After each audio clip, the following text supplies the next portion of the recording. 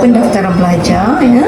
Salah seorangnya pelajar yang berasal daripada PCB juga, ya. Jadi ni adalah ibu dia. Jadi dia memilih Kolej Uniti Kota Baru untuk anak-anak dia, iaitu Nur Antasha, untuk mengambil program diploma pendidikan kanak-kanak di kampus Uniti Kota Baru Kelantan lah, ya. Saya nak tanya kenapa memilih untuk anak ambil diploma pendidikan kanak-kanak itu?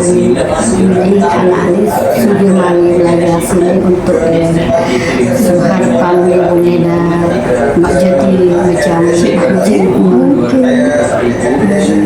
Jadi harapan itu insyaAllah Antasa akan berjaya akan lulukan semua.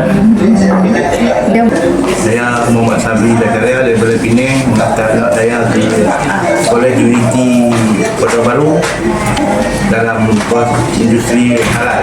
Pilih sini sebab dia berminat sini-sini.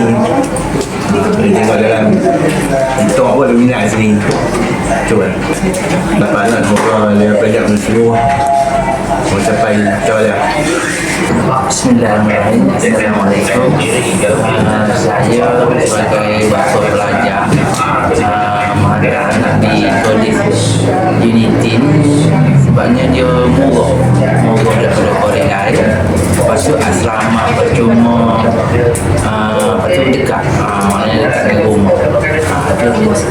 Harapan saya atas tiga orang ini, anak dengan jiran dua orang tu, semoga berjaya dan apa yang dalam bidang yang dipilih.